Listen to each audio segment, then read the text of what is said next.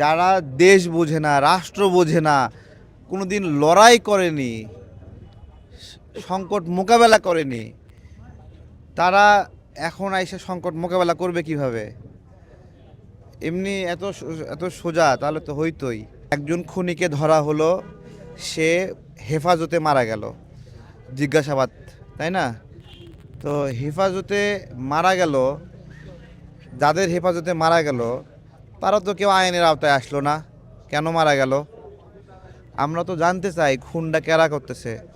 এই যে কিবরিয়া ভাই, তারপরে মুসাব্বির ভাই, ওনারা একই ব্যাচের সম্ভবত, আমরা একসাথে এক ব্যাচের এই যে ভাইরা আছেন। তো এটাই আর কি, রাজনীতি যে আমরা করতে আসছি, রাজনীতির জায়গা থেকে রাজনীতি করছি। জীবনের শঙ্কা, জীবনের নিরাপত্তা, কই থেকে কি হচ্ছে কোনো গ্যারান্টি নাই। এখানে কিসের পুলিশ, কিসের আইন শৃঙ্খলা রক্ষাকারী বাহিনী কতটুকু নিয়ন্ত্রণ করতেছে, মানে সবাই কেমন যেন নেতায়ে বসছে।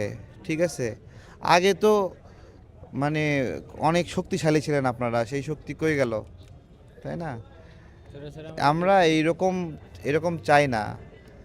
আসলে গণ অভ্যুত্থানের পরে আমাদের দোষ, আমরা হেলাই ফেলাই কিছু এনজিও সমিতির দেশে দায়িত্ব দিছি, এটা আমাদের দোষ, আমরা পাপ করছি। এই একটা অবস্থা এদেরকে বিশ্বাস করে, যারা দেশ বোঝে না, রাষ্ট্র বোঝে না, কোনোদিন লড়াই করেনি, সংকট মোকাবেলা করেনি, তারা এখন আইসে সংকট মোকাবেলা করবে কিভাবে? এমনি এত সোজা তাহলে তো হইতো।